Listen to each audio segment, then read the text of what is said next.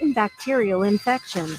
When they aren't needed, antibiotics won't help you, and the side effects could still hurt you. Ask your healthcare professional when an antibiotic is the right tool and when it's not. Visit cdc.gov/antibiotic-use. El Paso's News Radio 690 KTSM.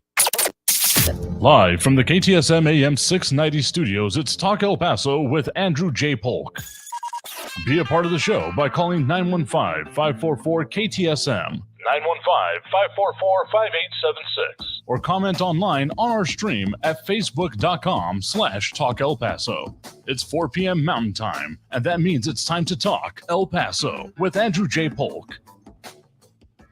Thank you all so very much for joining us here for Talk El Paso, airing live on News Radio 690 KTSM. I'm your host, Andrew J. Polk. Thank you for tuning in, however you may be doing so, be it on air, online, live streaming through the free and reliable iHeartRadio app, or joining us over on the various social media pages we're up on these days, facebook.com/Talk El Paso, the Talk El Paso channel over on YouTube, Twitter at Talk El Paso, or twitch.tv, Andrew J. Polk.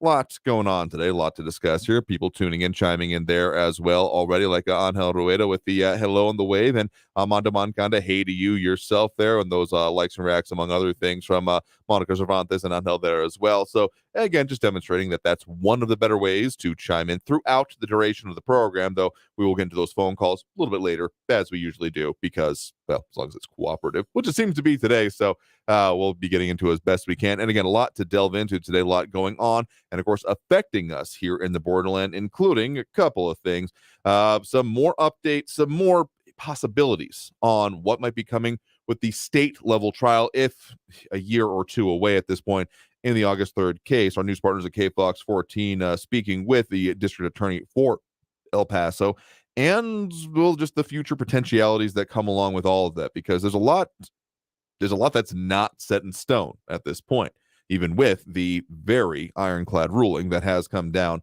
there already from the federal side of the case.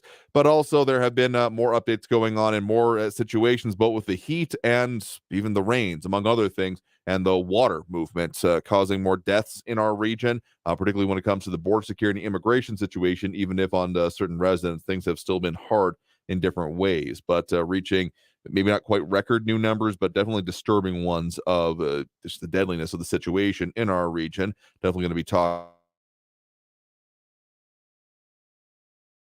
things, but then also, I mean, there's some other things going on, including on major business moves, including of what's going on with that Newman 7, I believe it was, Newman 6, rather, power plant Paso Electric's bringing online with some interesting stats from the Public Utilities Commission, among other things, but then also going to be speaking with El Paso Inc. on some of their in-depth reporting, including the story they broke, that we definitely discussed that a bit. We got some more detail and more in-depth we'll get to today on the purchase of Sunland Park Mall by a, well, luckily involved and notable, I guess maybe might be the right way to put it, but then also a few other important stories, such as new today also, a landing spot, safe and sound for former El Paso city manager and soon to be a different city manager, Tommy Gonzalez. But we'll talk about that and a whole lot more, including what's also going on with roadways. If you've driven across some steel plates lately, you're definitely not alone, and not even there are people behind you, but all across a lot of parts of the city as well. So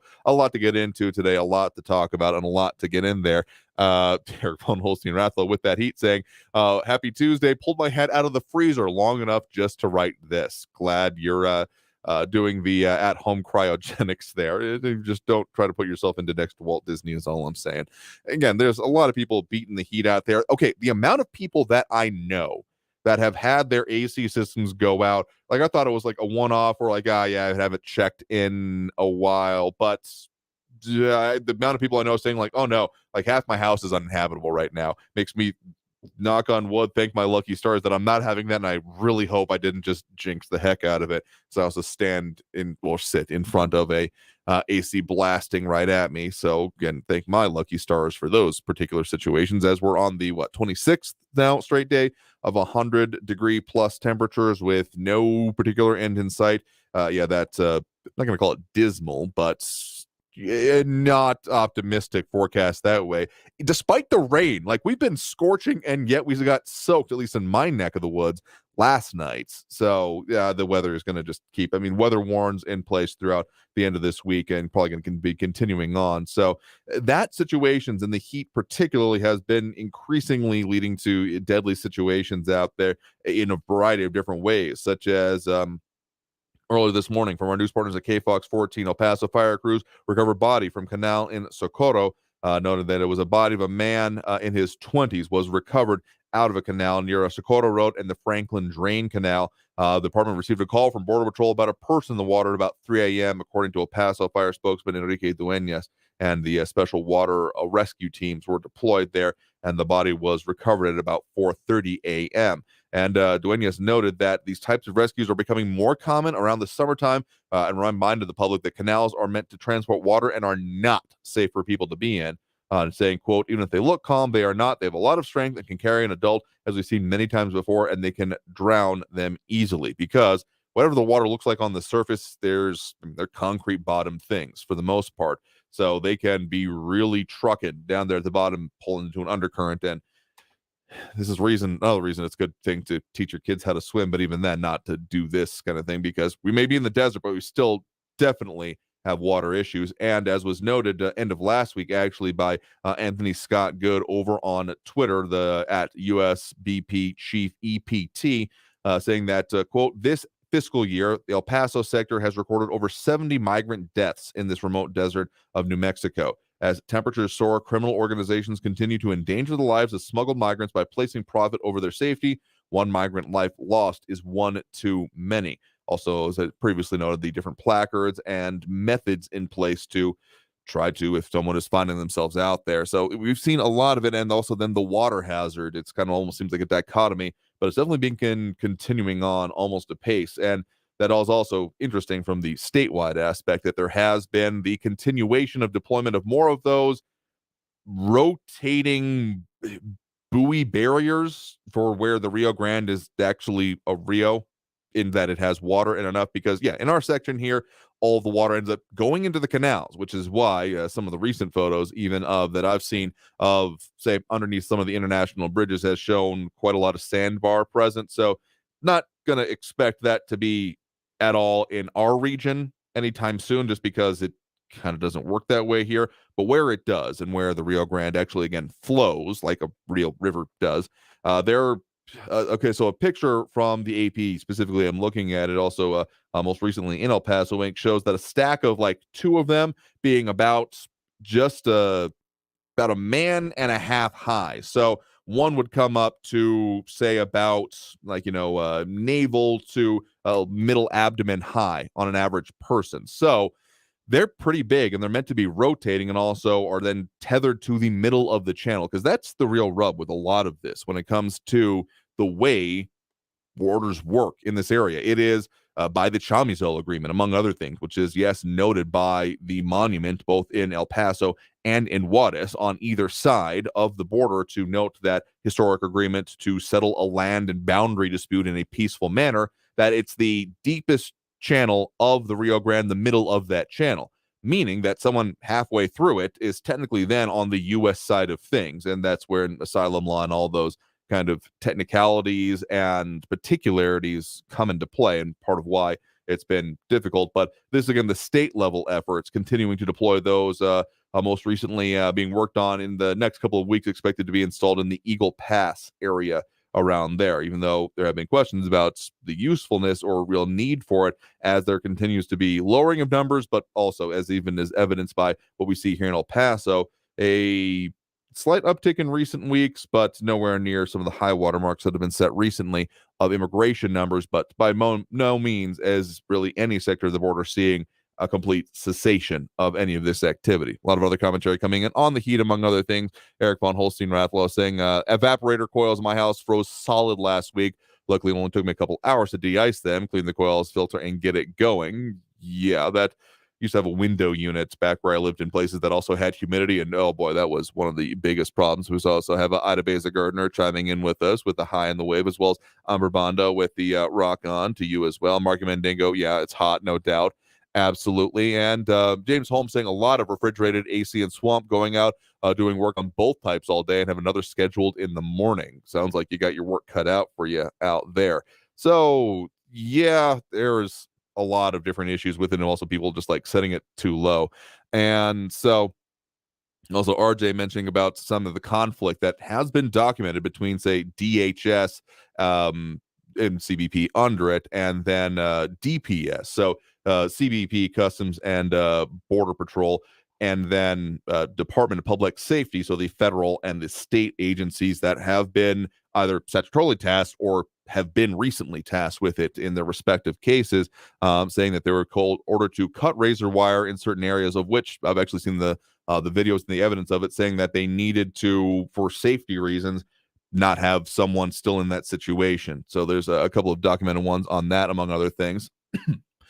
And just other issues with that. I mean, it continues on apace. As much as there have been less visible in our area, by no means has any of this ceased. And Trito Sack saying, if I were Greg Abbott, I would have border agents put up giant loudspeakers playing Rio by Duran Duran at the crossing points with the buoys. So are we're going with the psychological warfare here now? Am I getting that right? And I think you're doing some of the lyrics there. I'm not going to pretend that I'm at all familiar with that one, but just kind of reminds me of what they did to Noriega back in the 90s. What was it they were blasting at him? Van Halen or something like that? Figured out the song that he liked the least. So I don't know. Maybe it doesn't sound like you're trying to provide theme music. I'll put it that way. But of course, there's a lot of other things going on here, including Governor Greg Abbott has issued a statement that is confirming he will be willing to move forward with that property tax cut plan, saying, quote, I promised during my campaign that the state would return to property taxpayers at least half of the largest budget surplus we have ever had.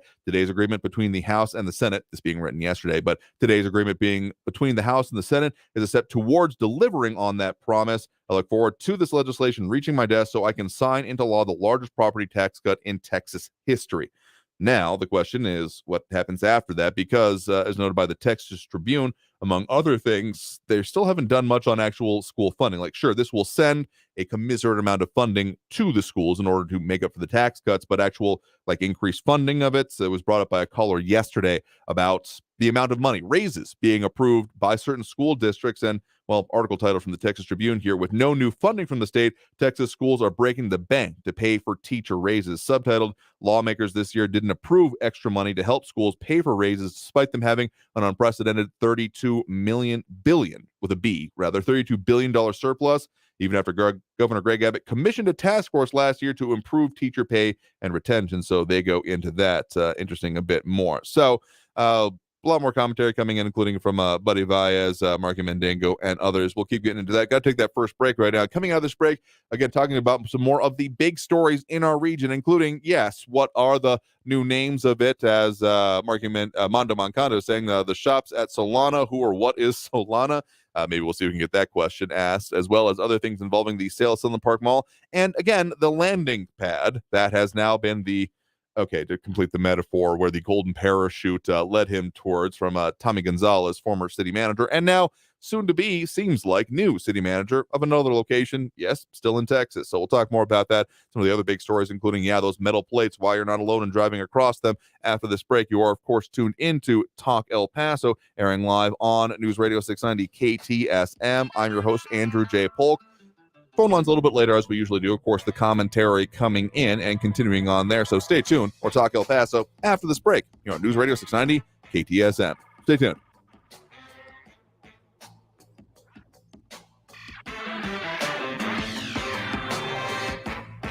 Traffic all day. News Radio 690. I-10 westbound at Lee Trevino, an injury accident with police and medical responding. There's an accident in the Upper Valley, South Desert Boulevard at the Vinton exit ramp. Sheriff's deputies on the scene for that. An accident in Copia at Montana. And watch for an injury accident eastbound Pebble Hills at Red Sails. Carrie Edwards, El Paso traffic. This report is sponsored by Indeed.com. If summer is heating up your hiring needs, then you need Indeed. Their all-in-one hiring solution makes it easy to attract, interview, and hire candidates all in one place. Sponsor your first job and get hiring today by visiting Indeed.com/credit. It's the Marketer's Report. Today, Capital One's Chief Brand Officer, Mark Mentry, weighs in on building loyalty with customers. Capital One has really worked to create amazing access moments for our customers. We will do sound check parties that only Capital One cardholders can get access to, and we can't pull that off without iHeart. As the #1 audio company, iHeartMedia gives marketers access to the audiences, insights, and data you need to grow. If you're a marketer, go to iHeartResults.com. Hi, I'm Burt Ward, Robin from TV's Batman, inviting you to feed your dog natural, non-GMO, Gentle Giants dog and puppy food. Dogs eating Gentle Giants and following our special feeding and care program are living as long as 27 healthy, active years with a wonderful quality of life. Holy wow, 27 years! Think of all the extra years you could enjoy with your dog at Target, H-E-B, and stores near you. Try Gentle Giants cat and kitten food, too. Hey, it's Jesse Kelly. When a restaurant closes, my reaction is, that sucks. They had good steak. When regional banks close or 3 of them close overnight, it freaks me out. This is why I have my own personal gold reserve. It's part of my personal protection plan. Call my friends at Oxford Gold Group. Call 833-404-GOLD. 833-404-GOLD. That's 833-404-GOLD. Donna from Louisiana. The storm just hit, and we went from donating to the food bank to needing it. Hunger is a story we can end. End it at feedingamerica.org. Brought to you by Feeding America and the Ad Council. Titans go! When the Teen Titans go to the movies, they know the best way to travel is safely. Hollywood, here we come! And you know it's super. To keep your child safe, be sure to use the right car seat for their age and size. Exactly. We're finally on the big screen. Have a seat, my dude. For more information on finding the right seat, visit nhtsa.gov/the right seat. Gotcha. That's a wise move. Brought to you by the National Highway Traffic Safety Administration and the Ad Council. News Radio 690 KTSM. Live from the KTSM AM 690 studios, it's Talk El Paso with Andrew J. Polk. To be a part of the show, follow on Facebook at facebook.com/Talk El Paso. Now here's your host, Andrew J. Polk.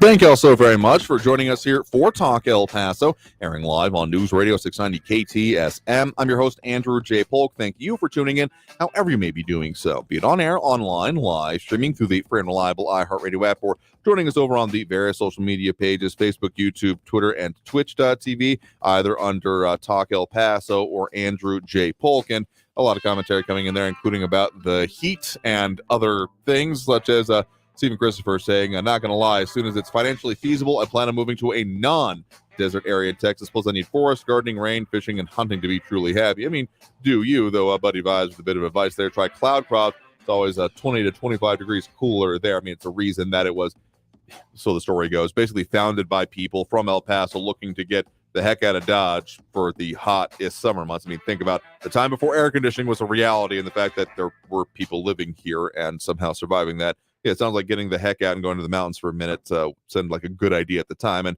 arguably why it still exists to this day. Other commentary coming in, like about other movies and things going on, because, yeah, that's been another thing people have been doing to get out of the heat. But to talk about some of the other heated situations going on and, of course, affecting us here in our region, we do have Robbie Gray, editor of El Paso Inc., joining us here in the program, as we do usually most first Tuesdays of the month, but last Tuesday was, of course, Independence Day, so we weren't doing that one. But thank you for joining us here.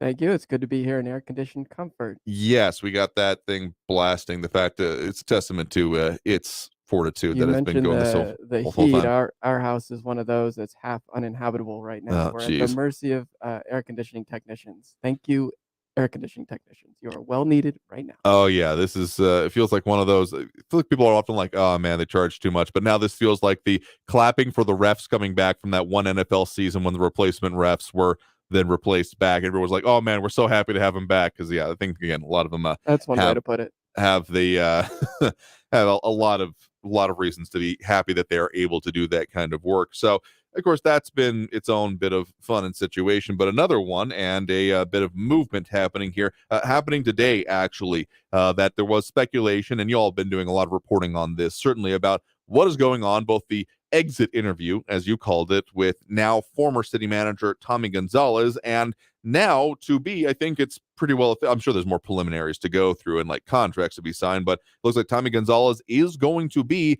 the new city manager for the city of Midland, Texas. That is correct. As of this morning, the Midland City Council made it official, and they unanimously approved the hiring of Tommy Gonzalez as the next Midland City Manager this morning. So that means that, again, the golden parachute analogy, that he has found his landing spot now after that. I mean, it wasn't exactly a quick process. He had since February, when the firing without cause was voted in by city council and put into place. So it feels like wait, didn't he just leave the job? I mean, yes, that was then the extent of the end of the contract, which I think was pretty well designed to results in this and to him having plenty of time to figure out where to go next. Again, if any of this sounds like I'm being critical of the person himself, by no means. He negotiated a good contract, and he seems to have gotten his value out of it. But the reason it's supposed to be bringing up is we've reached the questions about what will happen with the next city manager contract I think that's for the going city to of be El Paso. the next question we're all asking is, what does his next contract look like? And yeah, of course, Midland is a city of 131,000 people, about 300 miles east of El Paso, so it's certainly smaller than El Paso. Certainly. It'll be interesting to see what kind of contract he gets out there. Yeah, that was a part of the discussion that may or may not be totally publicly available. Some of the previous instances in which we've done kind of deep dives into previous compensation, that a lot of the other, like including assistant city manager positions, will have standard salaries placed, but then a lot of these end up being very, for the top position anyway, contractually determined as opposed to a rote rate of pay. So I would be damn surprised if it was under six figures, but where in that range it then falls is kind of the major question. Yeah, I mean, at this point, it's just speculation. But we'll have to do some digging and see if we can find out. Yeah, I think it would also be reasonable to say what it's,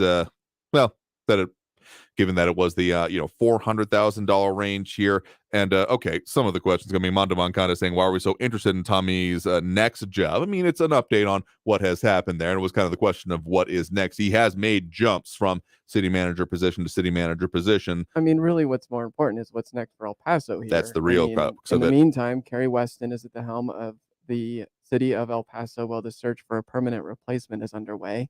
I haven't seen a firm timeline on that at this point. Yeah, but it is underway. And we, one of the questions we did put to the city manager in that exit interview is kind of what were going to be the next big decisions for the next city manager. And of course, for the interim right now, there's the whole budgeting process underway, which is a big thing right now. And a little more into the future, perhaps for the next city manager, is of course filling a very important position here, the police chief. Yeah, that's kind of one of the blockbuster ones of generational, heck, beyond generational, how long of a serving position that can be. So that's a huge one. That's an impacting one. And I mean, the budget, not to downplay the budget at all, because that's at this point, $1 billion enterprise in its own right. So there's a lot of peculiarities. And the time frame you said is interesting, because there's been some things that have been going up. I think it has either recently or is coming up shortly of the going through and actually selecting the firm that will then do the nationwide executive search, et cetera, all these adjectives going into it to find that next city manager, the pool of candidates anyway. Yeah, that's right. I mean, that'll be the next step. But again, I haven't seen a timeline on that. Yeah, it's not going to be quick. I don't think so. I would guesstimate 6 months based on just kind of what it previously was, though we'll see when it comes down to council what they're willing to negotiate on, because again, this council, by its very action, one of the first things it did in some of its first meetings was to shake this up. And a question actually being asked, Buddy Vi is asking, why do we need a city manager anyway? That's the form of government that we currently inhabit here in the city of El Paso, is a city manager form of government. So a city manager position is more or less required, as opposed to the strong mayor form of government, which was the previous one that I want to say it's a little bit before my time reporting in El Paso, but I want to say it was under Cook or Wardy, even back when that got shifted around. Yeah, I believe so. Under Mayor Wardy, I think Cook was one of the first ones dealing with it when we had the first city manager of El Paso. So that's all to say, it's required by the city charter, basically. Yeah, that's right. I mean, they have to fill the position. It's part of our form of city government. I haven't heard any major discussion on changing that.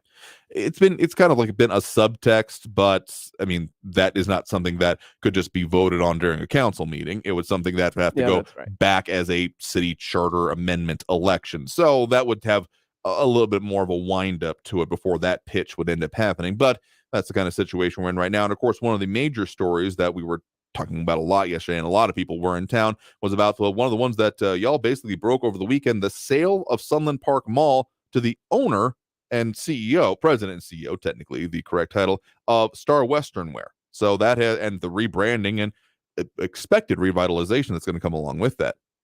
Yeah, I mean that mall has. I mean, the ownership is a little tangled here, but if anyone's been to that mall, you can sort of see the results of sort of the out of town ownership. So that mall had been owned by Sunland or Simon Properties, which is a big national mall operator, owned Cielo Vista Mall, which is a very successful mall in this region.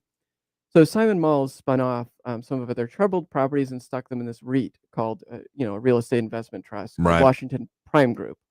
And then, the mall really suffered. I mean, it's not in the condition it used to be. No. So the food court alone is kind of a case in point here. Right. So one of the big questions that we put to the new owner, Enoch Kimmelman, who's the CEO of Star Western Wear, is kind of what his plan is for revitalizing that property.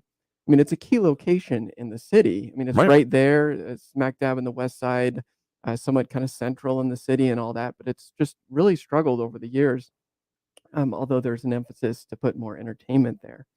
So what his answer to that was kind of multifaceted, but he thinks that kind of local care and knowledge is crucial to turning it around.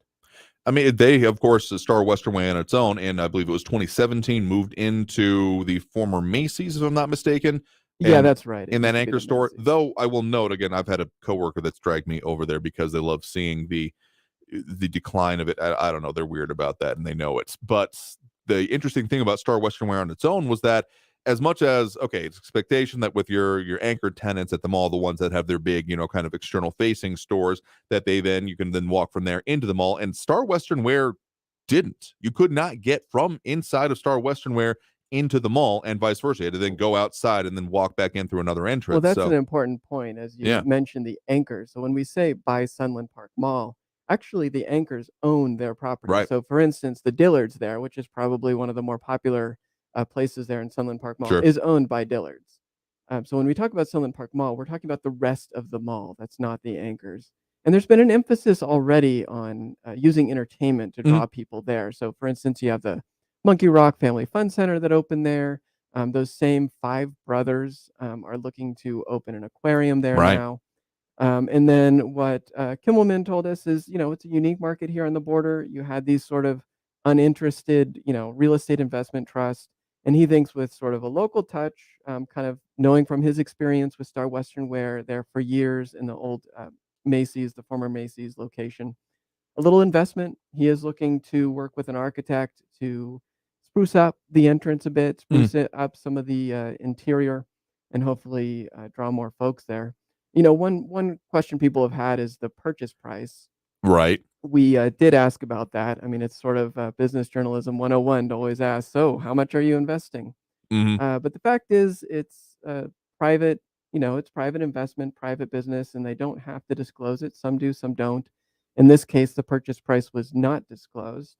But I think you can kind of, get hints in sort of the background here in terms of the condition of the mall, the fact that it was owned by this REIT that filed for bankruptcy in 2021, that perhaps he got a deal on it. Yeah, maybe not exactly fire sale prices, but given the state of everything going on in the mall, and again, and who's been there recently, it still floors me the fact that there's not against anything against the people doing it, but the fact that there's a volleyball court just kind of in the middle of the walkway, which would you think would impede people's accessibility around a lot of things. It just kind of still floors me that was a decision made about how to best use that space. So maybe it'll play into the entertainment focus going forward, but I'm going to say that he probably got a pretty good deal on it. I would Probably. expect. I mean, they're not disclosing the price, but probably. And frankly, in this heat, I would take a volleyball court in the middle of a mall. That's Sounds true. nice. That's going inside an air-conditioned space is another thing that was speaking with y'all about. So that new owner with Star Western Wear. So one of the other questions is, again, the renaming of it is the Shops at Solana. Who or what is Solana, as Manda Mankanda put it here. Is there any idea about that, or is it just kind of you have to do some rebranding from the state that it was, and you can't call like the mall at Sunland Park or something like that because it would just sound the same thing? So making it Solana still has sun kind of in the name. I don't know. I'm kind of spitballing here. I really wish I had a good answer for you, because since we broke that news, that's been one of the questions people have been asking me is, okay, so what is Shops at Solana? What is Solana? So we will go back to Enoch Kimmelman and put the question to him and see if we can find out. But right now, unfortunately, I don't have a good answer. I mean, it's a decent branding name, so I'm not going to discredit it for that one here. But if there's I'm sure there'll be more branding happening around it as they end up doing, well, a whole lot more. So again, Robbie Gray, editor of El Paso Wing, joining us here in studio right now. I got to take that next break right now. Coming out of this break, talk a little bit more about some of the other big stories going on in and around the area, including the steel plates that have been rattling everyone as they drive over it in a lot of different construction areas, as well as UTEP, its accreditation situation, and again, what comes next in the August 3rd shooter, the state trial portion of it, what the El Paso's district attorney is saying. So we got to take that break right now. Coming out of this break, more discussion on all this and a whole lot more, so stay tuned. More Talk El Paso after this break here on News Radio 690 KTSM. Stay tuned.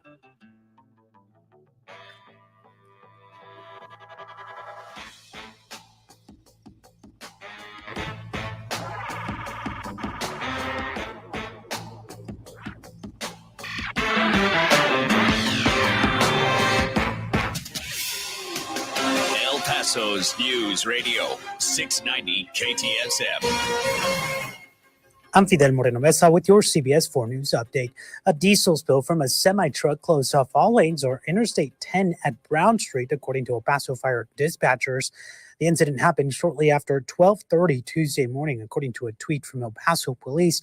All lanes were closed in the area shortly before 3 in the morning. All lanes reopened at 4:08, according to the Texas Department of Transportation. The trial for Facundo Chavez, the man accused of shooting and killing Deputy Pierre Herrera, will begin at the end of the month. Chavez's trial is set to start on July 26th. The jury selection process for the trial began in November of 2022. Potential jurors were interviewed at the county courthouse, and that process has since been completed. CBS 4 spoke with El Paso District Attorney Bill Hicks about his expectations for the trial. He says he's looking forward to getting justice for the sheriff's department, law enforcement, and certainly for Pete's family. For more news headlines, head to our website at cbs4local.com. News Radio 690. Traffic all day. I-10 westbound at Lee Trevino, police and medical are responding to a possible injury accident there. Got an accident at the intersection of Copia and Montana Avenue. A crash reported in the Upper Valley, South Desert Boulevard, southbound at Vinton, down the Vinton exit ramp. And police are still working an injury accident eastbound Pebble Hills at Red Sails. Kerry Edwards, El Paso traffic. From the KFOX 14 Severe Weather Center, I'm Chief Meteorologist Brad Montgomery. Weather warning continues for heat. We have the excessive heat warning lasting through Thursday. Heat advisory lasting through Saturday. 20% chance of storms for your Wednesday, high around 107 degrees. For your Thursday, partly cloudy skies, 30% chance of storms, high around 108. And for your Friday, partly cloudy, 20% chance of storms, high around 107. From the KFOX 14 Severe Weather Center, I'm Chief Meteorologist Brad Montgomery. This report is sponsored by Wendy's Late Night, open until midnight or late. Summer is heating up your hiring needs, then you need Indeed. Their all-in-one hiring solution makes it easy to attract, interview, and hire candidates all in one place. Sponsor your first job and get hiring today by visiting Indeed.com/credit. What's holding you back from learning the language you've always wanted to know? Too hard. Takes too long. Not with Babbel. Babbel's lessons take just 15 minutes a day. 15 minutes isn't long. Nope. And they're fun. Fun isn't hard. Right. Babbel's interactive lessons, podcasts, games, and more make it fun and engaging, so you don't realize you're learning a language, but you are. And Babbel's lessons are built around real life. You can choose from topics like travel, business, relationships, and more. You'll learn what matters most to you. Plus, Babbel's lessons are designed to get you speaking right away. In 3 weeks, you're able to start having conversations. Just 3 weeks? Even better. Since Babbel's lessons are designed by language experts and voiced by real native speakers, you'll get the accents just right and be able to carry on conversations with confidence. Learning a language with Babbel doesn't take long. And with Babbel, it isn't hard. It's perfect. And now, try Babbel free at Babbel.com. That's BABBEL.com. Babbel.com. If summer is heating up your hiring needs, then you need Indeed. Their all-in-one hiring solution makes it easy to attract, interview, and hire candidates all in one place. Sponsor your first job and get hiring today by visiting Indeed.com/credit. This report is sponsored by Indeed.com. Because you never hear this. Hey, hon, I'm late. Chris, I am so pleased you missed the beginning of our meeting. Thanks for making me wait, Dad. I talked to a lot of strangers. Check on your commute. Stay informed. Traffic and weather all day. Or you might never hear the end of it. Well, you were late to our anniversary dinner that one time. Yes, how could I forget? El Paso's News Radio 690 KTSM. News Radio 690 KTSM El Paso. Live from the KTSM AM 690 studios, it's Talk El Paso with Andrew J. Polk. To be a part of the show, call 915-544-KTSM or follow on Facebook at facebook.com/Talk El Paso. Now here's your host, Andrew J. Polk. Thank you all so very much for joining us here for Talk El Paso, airing live on News Radio 690 KTSM. I'm your host, Andrew J. Polk. Thank you for tuning in, however you may be doing so, be it on air, online, live streaming through the free and reliable iHeartRadio app, or joining us over on the various social media pages. We're up on these days, facebook.com/Talk El Paso, more or less the main one, but you can also find us on other similar Facebook pages, YouTube, Twitter, and Twitch.tv, again, under Andrew J. Polk or Talk El Paso, depending. But a lot of commentary going on, including some interesting side conversations about a movie that we didn't even bring up as a major topic. But hey, that's why we call it the Thunderdome of comments. But some other more reasonable questions and about the local situations absolutely coming up there. And again, joining us here to talk about those things is, again, Robbie Gray, editor of El Paso Inc. Thanks for sticking around with us here. Good to be here. Absolutely happy to have you on to talk about, particularly the sale of the mall is, there's a lot of Sunland Park Mall that is, again, soon to be these shops at Solana. It does seem that when things that were, okay, to use maybe not a totally generous phrase, getting a little bit decrepit, and then there's a little bit of a name change or rebranding to either something similar or a more historic name. I'm thinking of, like, the former Camino Real, now the Paso del Norte Hotel. Having been in that one previously, I'm just going to say there's a similar kind of vibe that I kind of had before it was being renovated to what Sunland Park Mall is now, of kind of half empty, maybe not in the best upkeep kind of situation thing. So very encouraged to see some more happen with it, though. An interesting question comes in, like Eric von Holstein-Rathlow asking or saying, with the advancement of online shopping, where all you need to do is click things in your shopping cart and charge it to your bank, brick and mortar stores are hurting. I think we need to support local merchants and go cash as much as possible. I mean, that's an aspect of it, but even with the local aspects, there has been, I think it's either called warehousing or maybe like showrooming, where people will go into a local store, say, oh, okay, that looks good, try it on, check it out, and then immediately, pull out their phone and then buy it online kind of thing. So that is something that is at least a bit of the response that the new owner is considering when it comes to this, particularly with the entertainment focus, right? No doubt over, many years now, Amazon has cut into brick and mortar store sales. But some have adapted better than others. So if you look at the here in El Paso, you go to the outlet shops, or you go to Cielo Vista Mall, or you go to the fountains at Farrah. They're busy. They're very busy. Very are. And part of the strategy is to use events, is to use entertainment, is to use restaurants, things that are a little harder to duplicate online. Sure. And it's not like you can necessarily go eat a meal online. And while you can get entertainment like through Netflix, you can't necessarily go to like Monkey Rock, a family fun center. Gyms, that's another one. So Sunland Park Mall now has a fitness center. Oh, that's true. While you can do streaming workouts now at home, for some people it just isn't the same as doing it in a more group environment. So some retail has adapted better than others. I mean, and some other commentary, including a buddy Vice saying, put a Chico's in the food court and they will come. We'll see. But I mean, yeah, the food court is needing there as well, having been in there a couple of times. There's a couple of things that you wouldn't think would make sense there at the moment, but hey, they're surviving on, so good for them. But well, that might be the solution to everything. Chico's Tacos. At the very least, it'll get someone to go check it out. So that's an interesting one. But in terms of development, shall we say, I've definitely experienced this. Didn't quite go do it on my way into the office here today, but it's definitely been something people have been experiencing on the road, that ka-thunk of driving over some of those steel plates over holes in the road. Right, yeah, I think we can all hear it on our head, the ka-thunk, ka-thunk, as you go over those steel Yeah, plates. with both tires. Yeah, both So sets this of is tires. one of Yep. those stories that might not be quite as important as, say, a big retail deal, but yet impacts us every day in our commute. It messes up our alignments, sometimes messes Mhm. up our tires. It's frustrating. And there seems to be more of them around the city. So indeed, there are 200 El Paso Water, that's the utility, projects that require steel plates around the city right now. So you might think like, okay, if it's a road repair project, just patch the thing and be done with it. But in these cases, they are doing things with pipes and connections, so it needs to be open for a while. Patch them and be done with it. It's unfortunately it's not that simple. Obviously So not. Yeah. there's several challenges. So we talked to the vice president of engineering over there at the utility to learn more about sort of what the challenges are to get it patched up, get the work done, get it paved, all that, and get those plates out of there. So there are several challenges. So of course, worker shortages is a big one. Oh yeah, it's been noted Supply by chain disruptions continue. But here's one that's a little different. So city regulations are also extending the requirements for paving work, and that's slowed things down a bit. Yeah, I mean, it's been noted that some of the contractors that have been involved in these projects previously, speaking, I think, with our news partners at KFOX 14, that, yeah, well, shortages, all of these things. So it's not even just from the El Paso Water saying, hey, we can't get these projects done, but even the people they're hiring to get the projects done are having the same types of issues. Right, and back in the old days, maybe they would just sort of do a patch on the pavement, but now they're doing more coordination with the city to say, well, is there any other work that we needed to do around here? And, should we extend this pavement to the seam over here?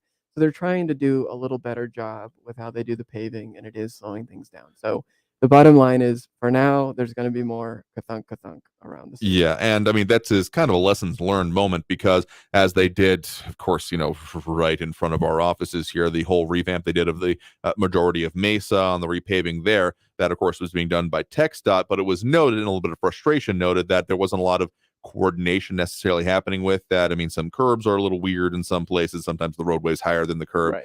And specifically not too far from us here near Mesa and Balboa, where it's near the Hoppy Monk bar and restaurant, where there was more drainage projects that El Paso Water had been looking at doing, but they kind of afterwards decried, like, we were never even talked about was there any other work needing to be done in this area while that was going on. So it may sound, I kind of chalk it up to a little bit of like maybe lessons learned, or, oh, we didn't like the way this worked last time. So, I mean, the upshot is it does take a little bit longer because of that. Yeah, I mean, they're a familiar frustration for drivers, but they are necessary while work is getting done, and they're trying to do the work a little better with a little more coordination. So I Yeah. guess we just have to put up for it with it for a little longer. Yeah, I would fully expect that. One of the other ones that's been kind of surprising that you, and along with many others, have been reporting on is the accreditation status of UTEP. It wouldn't be one of the things that you would thought would be at all in question. That's why it kind of came as maybe a little bit of a shock, or like, what the heck is going on? That there was the note from the accrediting agency for University of Texas at El Paso that their status was in question, or it needed to be rectified. Yeah, it's they call it a warning status. Right. And it's a mouthful, but the accreditor is the Southern Association of Colleges and Schools Commission on Colleges. So last month they issued a disclosure statement, and I think it just got missed by many people, but got picked up last week. Right. And according to that statement, UTEP has failed to demonstrate compliance, and I'll give you some of the list here, not the whole thing, but with core requirements of the accreditors. That includes things like full-time faculty, program length, qualified administrative and academic officers, program coordination, those sorts of things. So it sounds like it's, I mean, again, what UTEP is saying, that it's calling it mostly clerical issues, that they're doing what needs to be done, but the reporting on it, like, I get it. I'm not a fan of reports and the quarterly stuff I have to file for this stuff we do here anyway, but you would think that at the very least there's a great emphasis on our end of it, of get this stuff done, because we don't want to have anything like our FCC licensing being our equivalent of anything getting anywhere in question of that. So I'm sure there's a lot of people getting some stern talking tos and to get this done kind of messages, and that kind of seems to be what UTEP's communicating, that they're going to get it done. What UTEP administrators say is the issues are clerical and they expect them to be resolved. A university spokesperson told us, quote, "I think the main thing is that the university is confident that we will be able to address all the concerns of the commission by providing the accurate information. We have no reason to expect anything different that would require us to hire more or change programs." So they're confident they can get this resolved. So we'll see how that goes here, because again, it kind of came as, hey, wait, what moment for a lot of people thinking UTEP of all of this, and not to try to draw a line with it, but given that there have been previous questions about other much smaller and fly-by-night operations in the region. I did some reporting back in the day on some of the for-profit colleges that had a lot of issues, and just to be anywhere even associated in the same realm of this, of UTEP being wait, what's going on with your status? I mean, some people I was hearing from saying, like, what is this going to go the same way of other things? And I don't see that as a possibility, but still was kind of a shocking moment in its own right. Well, that accreditation is something that they got back in 1936. It is a very, I mean, obviously anyone who's attended university and wants to go on to a master's degree and those sorts of things, I mean, accreditation is very important. So, it can certainly make people ask questions about it. So at this point, the reaffirmation of accreditation happens every 10 years. In December, for this current issue, in December, the organization's board of trustees will meet to consider the report and UTEP's accreditation status. So it's probably going to be a little while here until we find out what sort of the result of UTEP's response is to the warning. So final thing I want to at least mention here today is, of course, you all did a lot of reporting, as were many other outlets in town, again, on the progression of the federal part of the trial for the August 3rd, the now sentenced shooter, in that case, 90 life sentences. But there's been a question, we've been getting more than a few on it, of kind of what comes next. Again, there's a little bit more out as of even this week from, again, District Attorney for El Paso, Bill Hicks. But basically, this state trial, there is at least the one big question of, okay, there is no question that the convicted and sentenced in this case, the one time I will say his name, Patrick Crucius, will never be out of prison for the remainder of his life. The question that is kind of remaining then is, how long will that be? Yeah, I mean, the question that we hear a lot is, why pursue the state case seeking the death penalty? I mean, Texas prosecutors have said they will try to put the gunman on death row when he stands trial in state court. It's important to note here that the trial date has not been set yet. So that's a question that reporters here put to the district attorney, Bill Hicks, and I can give you here his response. So he says he reached the decision to keep the death penalty after considering, quote, the privately expressed wishes of the victims and family members of the victims of the Walmart shooter, and confirming with various civic and religious leaders. He says that he stands firm that the ultimate decision of whether or not the Walmart shooter will receive the death penalty or life in prison should be a decision that an El Paso jury makes, not the decision of one man making a plea agreement on behalf of the community. So what he's referring to there is, in the federal case, the plea agreement, they dropped the death penalty in exchange for the guilty plea that ended with the sentencing, and the gunman now is going to be in prison for the rest of his life. So district attorney is saying he believes it should be an El Paso jury that makes the decision on whether the death penalty is sought or not. So that'll see in. But again, some of the speculation on that, again, like you said, no date being set, but 2024 or possibly 2025 at this point, which then would lead to, I mean, even a 2024 date would definitely lead to questions of what happens with then just even the office of the district attorney, because we've got that election coming up in 2024, of which there, given that this wasn't an appointed one, there's not a guarantee. It's not really clear what'll happen. I mean, Hicks himself has said that he's going to run for re-election, or at least planning to file for it. Yeah, he hasn't formally announced, but he's hinted very strongly that he plans to. So it still kind of leaves things up in the air, I got to say here. So again, Robbie Gray, editor of El Paso Inc., having spoken with us about some of the major stories that y'all got going on, some of the continuing things that you also do, including questions that you have over on the website of people wanting to know things in the community, often put out questions of, in this topic, what do you want to know? And of course, Crane Watch, as you often do, and we check in on with you most first Tuesdays of the month. Thanks you for joining us here today. It's been a pleasure, Andrew. Absolutely. And so we're going to take that next break right now. Coming out of this break, we might have to go straight to the top of the hour, but we'll go ahead and open up those phone lines as we usually do at this point during the program. So if you want to get on the line, add your 2 cents. A lot of comments coming in, but the phone line's now open and available. So that number to call is 915-544-5876, 915-544-KTSM. Back after this break with more Talk El Paso here on News Radio 690 KTSM. Don't go anywhere.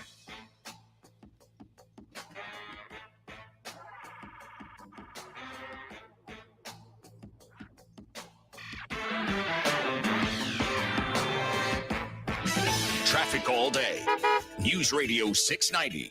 An accident on westbound Trans Mountain at Dyer is blocking the left lane. Watch for a crash Copia at Montana, partially blocking that intersection. Southbound on Americas Avenue at Socorro, a stalled semi is in the right lane. And an accident reported northbound Mesa Street before Donovan Drive at Crossroads. Carrie Edwards, El Paso traffic. This report is sponsored by Indeed.com. If summer is heating up your hiring needs, then you need Indeed. Their all-in-one hiring solution makes it easy to attract, interview, and hire candidates all in one place. Sponsor your first job and get hiring today by visiting Indeed.com/credit.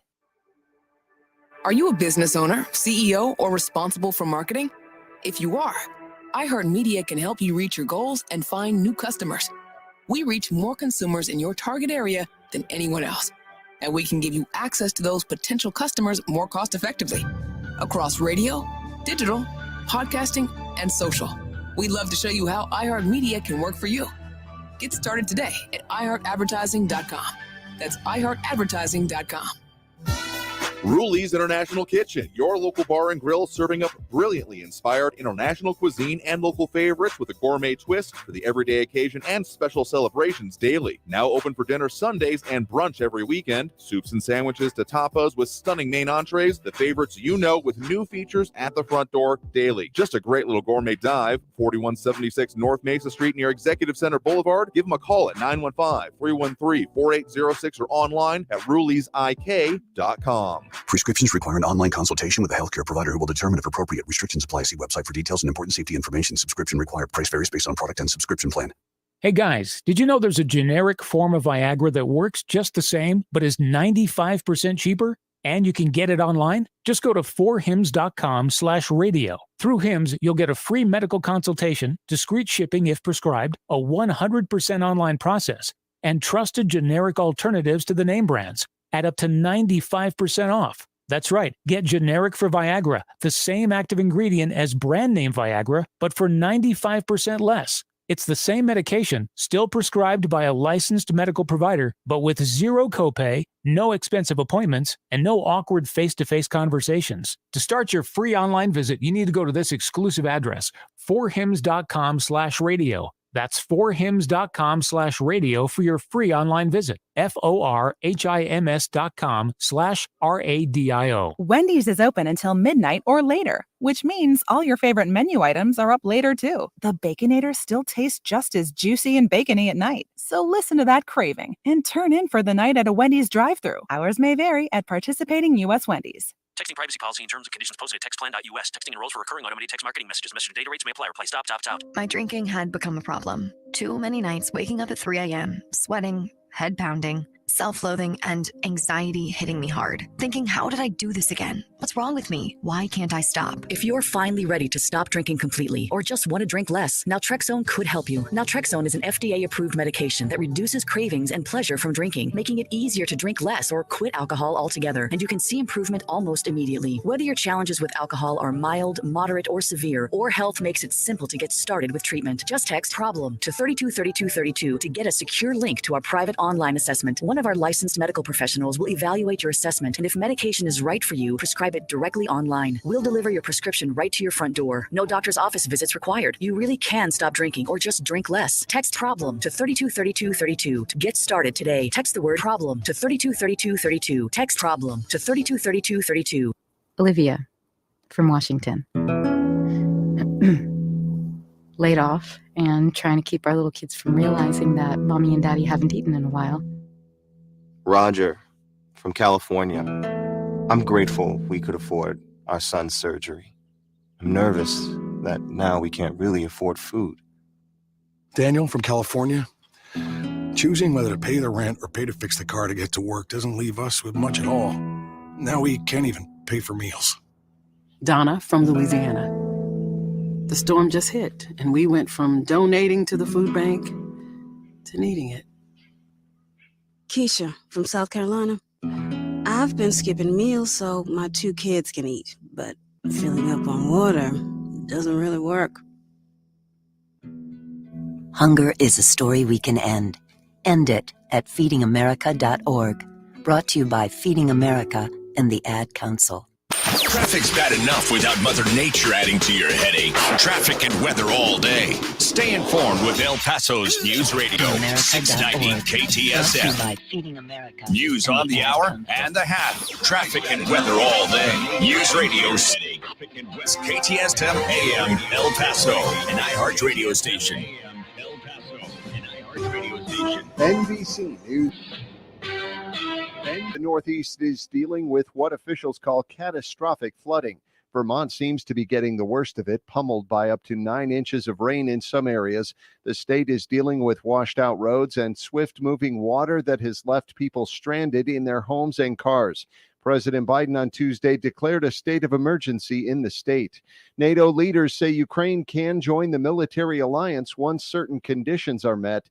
That's what the head of the alliance said earlier today during a NATO summit in Lithuania. Over the past several years, Ukraine has become increasingly interoperable and politically integrated with the alliance and has made substantial progress on its reform path. State Department spokesman Matthew Miller says conditions include anti-corruption efforts and strengthening of its democracy.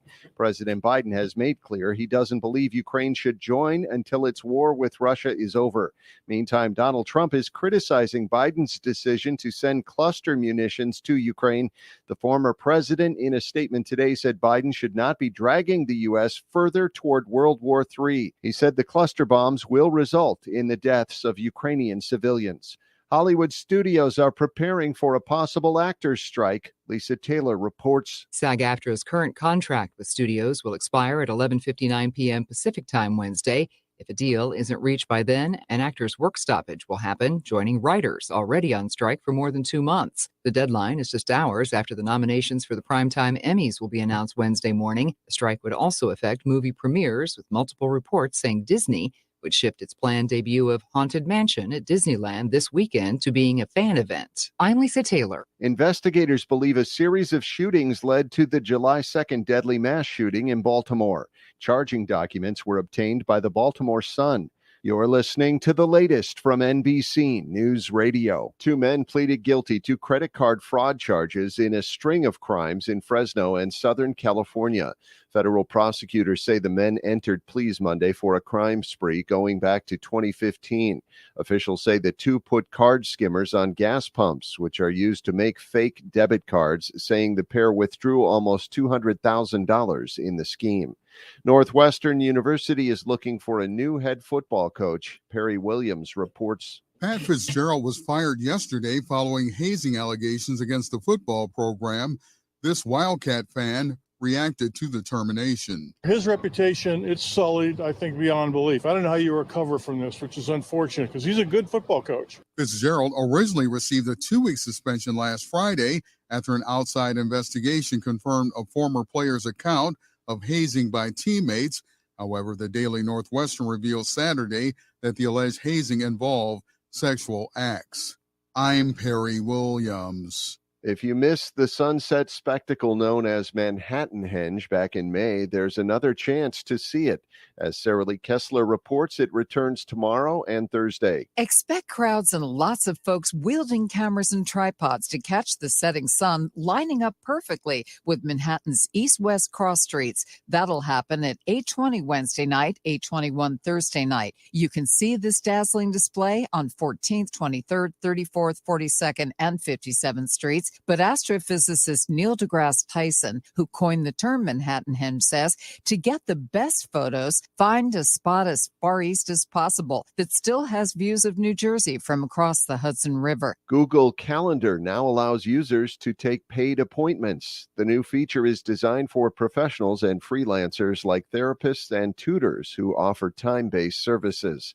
Brian Shook, NBC News Radio. Now your chance to win $1,000. Just enter this nationwide keyword on our website. Bank. That's bank. Enter it now. This report is sponsored by Indeed.com. If your business is feeling a summer hiring wave, then you need Indeed. Their all-in-one hiring solution makes it easy to attract, interview, and hire candidates. Visit Indeed.com/credit and get $75 towards your first sponsored job. Terms and conditions apply. Hi, I'm Burt Ward, Robin from TV's Batman, inviting you to feed your dog natural, non-GMO, Gentle Giants dog and puppy food. Dogs eating Gentle Giants and following our special feeding and care program are living as long as 27 healthy, active years with a wonderful quality of life. Holy wow, 27 years! Think of all the extra years you could enjoy with your dog at Target, H-E-B, and stores near you. Try Gentle Giants cat and kitten food, too. Welcome to the good stuff. I'm Jacob Schick, a third-generation combat Marine. And I'm his co-host and wife, Ashley Schick. We believe everyone has a story to tell, not only about the peaks, but the valleys they've been through to get them to where they are today. We're joined by some amazing guests who share the lessons they've learned that shaped who they are and what they're doing to pay it forward and give back. Listen to the good stuff on the iHeartRadio app or wherever you get your podcasts. Okay, let's settle down. Since today is career day, stand up and tell the class what you want to be when you grow up. I want to be a pilot, soccer player, fireman, a judge. Kids dream big. As a parent, you can protect those dreams by keeping your kids healthy well into adulthood. If your son or daughter is 11 or 12 years old, the American Cancer Society recommends giving them the HPV vaccine to help protect them from 6 types of HPV cancers later in life. To learn more, visit cancer.org/dreambig. News Radio 690 KTSM. Live from the KTSM AM 690 studios, it's Talk El Paso with Andrew J. Polk. To be a part of the show, call 915-544-KTSM or follow on Facebook at facebook.com/Talk El Paso. Now here's your host, Andrew J. Polk. Thank you all so very much for joining us here for Talk El Paso, airing live on News Radio 690 KTSM. I'm your host, Andrew J. Polk. Thank you for tuning in, however you may be doing so, be it on air, online, live streaming through the free and reliable iHeartRadio app, or joining us over on the various social media pages we're up on these days, Facebook, YouTube, Twitter, and Twitch, either under Talk El Paso or Andrew J. Polk. And a lot of the commentary, a lot of conversations going on there. And, of course, those dropping those likes and reacts, we do appreciate, primarily over on the main Facebook page, facebook.com/Talk El Paso. Flaco Jimenez, Stephen Christopher, Marky Mandango, James Holmes, Jennifer Favor, Howell, Ida Beza Gardner, RJ Promotes, Robbie Flores, Monica Cervantes, and Angel Rueda. And it was a conversation going on over in the comments. It's often interesting in its own right about the death penalty. Some people arguing for and against it. But Buddy Vi is asking specifically, I don't think El Paso would put someone to death. Has it ever happened before? Simple answer is yes, actually. So referring to specifically El Paso Times article from 2021, entitled 7 Men in El Paso Murder Cases Remain on Death Row to Face Death Penalty. And of course, the update to that one is one of them was the now convicted and sentenced federally Walmart shooter, but he's still technically on that list when it comes to the potential for the state level case. The other one that is mentioned there is actually that of Facundo Chavez, who former news partners at KFOX 14 just yesterday, actually. The trial for Facundo Chavez, the man accused of shooting and killing Deputy Peter Herrera, will begin at the end of this month. So that one is also progressing. But going back to that El Paso Times article, they cite that there are currently, again, 7 people, at least at that point in time, sitting on death row, and that there have been 4 since the 1980s that were ultimately executed from sourcing from El Paso County. So kind of answering that question, and some other ones, including on the idea of the death penalty being viable or not. There's a conversation that can be had around that. I mean, the Constitution, the amendments that we're referring to here do mention, of no cruel and unusual punishment. And the question is that, particularly if there isn't the availability, the way to do it in a inhumane way, is it a viable way? Does it fit that description? That's what, at the very least, a lot of the cases that have centered around the constitutionality of the death penalty have been there. So it has been a decision that has been made, as we have other conversations coming in, like Bernadette Bandico with a good afternoon. Also asking, what about the Night Stalker Richard Ramirez? Look into that one. Let me see if actually maybe he was one of the ones that have been mentioned. No, not in the one that were of the since the 1980s. So I'll have to look at that one, not what I'm familiar with off the top. I don't watch serial killer or murderer, how to catch a killer kind of documentaries. It's not my particular bag, so not particularly familiar with that one, I gotta say. Anyway, let's get to those phone lines now. Phone lines are open, if full up at the moment, but again, When call ends, a line becomes available, so that's your cue. 915-544-5876, 544-KTSM. We do have Paul on the west side here with us right now. Paul, thanks for joining us. Thank you. Can you hear me? Yeah, hear you just fine there. What's on your mind? Yeah.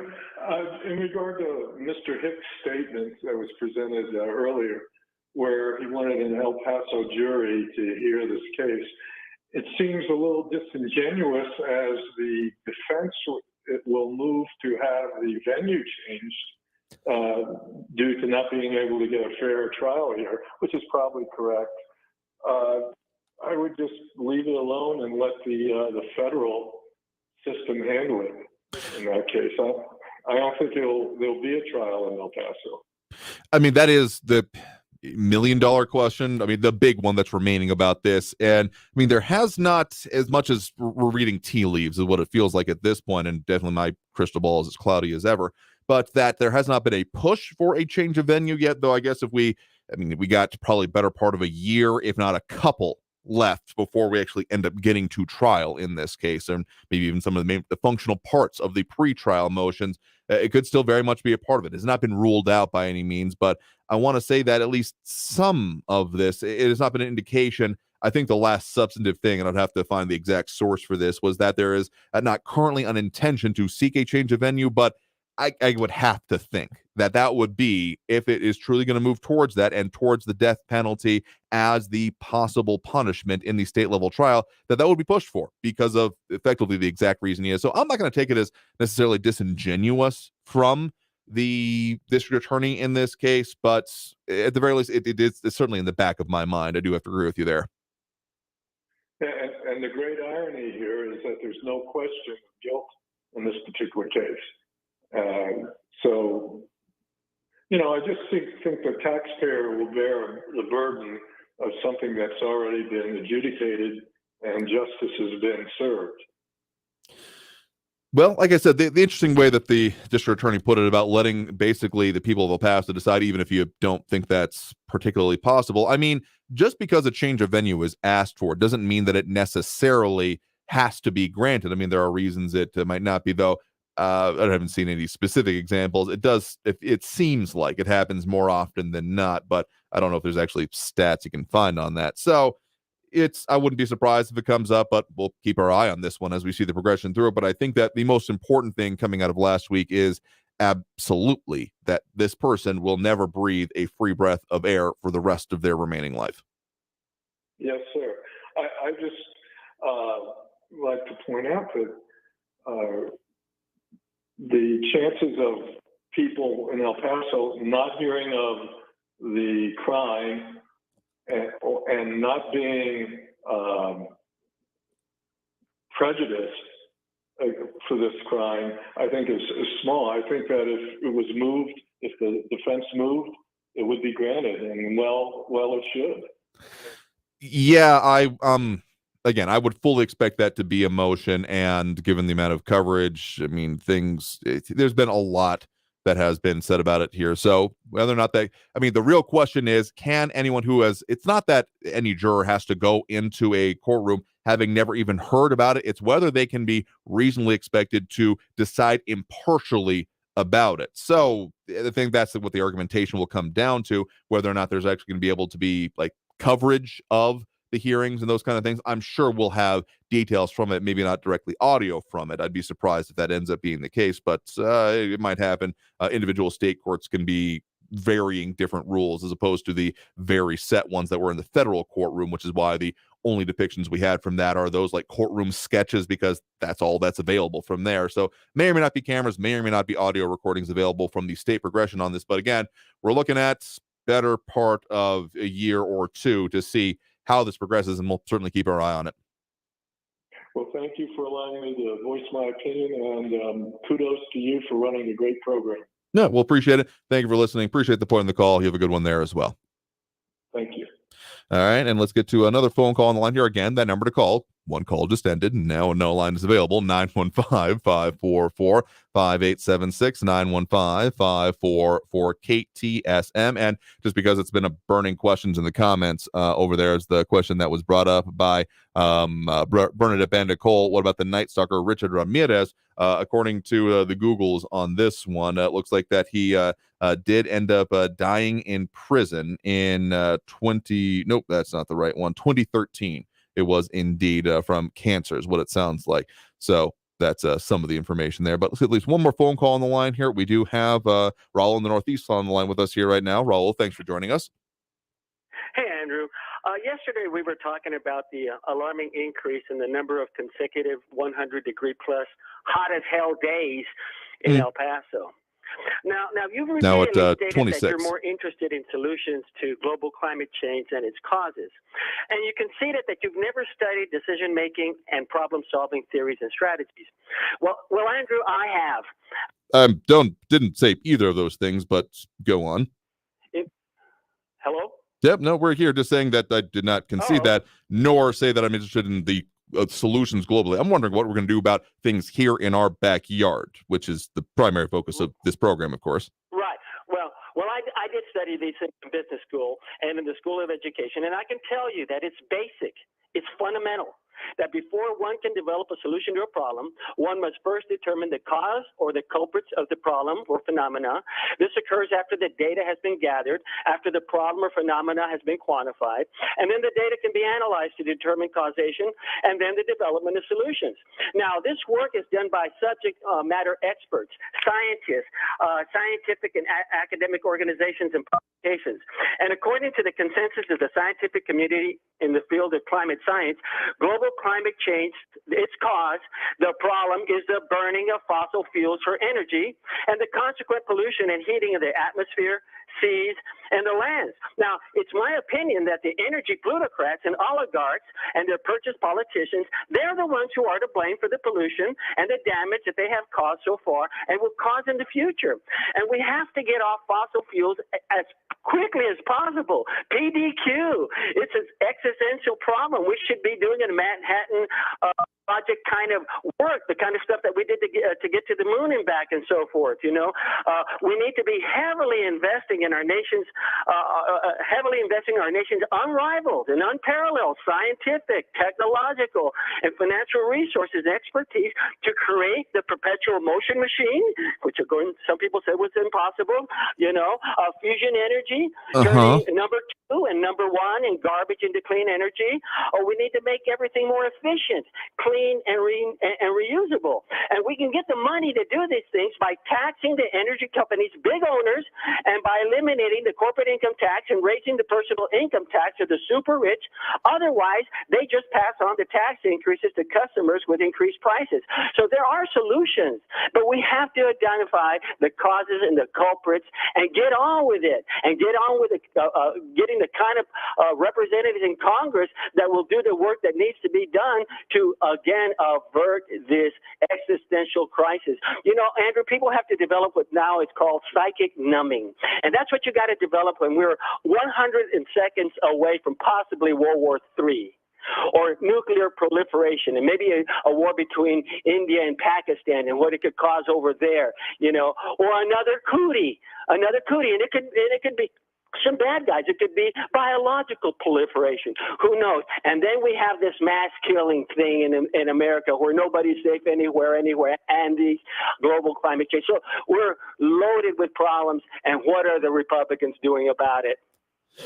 So I'll agree with you. We got a lot of problems here. And okay, frankly, I mean, the debate on this, I mean, the way that people get bogged down in the comments about, is it real? Is it not? Is it happening or is it not? I mean, to think that humans can have no impact on the environment around us and that nothing will ever change, certainly. There are natural things that happen of temporal fluctuations, but to say that there's no impact that humans can have on the way that the world works, I mean, they're possessed enough with the nuclear capabilities to destroy and put the Earth into a nuclear winter. Now, we haven't necessarily done that, but there also has been, over 200? I might be dropping a zero there. I looked it up recently. Different nuclear tests that have happened. So to think that there is no impact that humans can have on this Earth and on its functioning, and I guess we'll say one thing, we're not going to destroy the Earth. The possibility is that we make it so that it's not habitable for ourselves life finds a way, as the great old movie about messing with nature ends up entailing. But still, to say that there's no impacts of it here is just, that doesn't even make sense. Also, climate does change, and it has over time. It's provable throughout the geologic record. El Paso, in the geologic record in this region, used to be a lot wetter, a lot damper. It says that it basically shows that it used to be different. I mean, Mesa Verde in our region, we are pockmarked with the evidence of way things used to be, the way that climate used to be. So it changes and it shifts.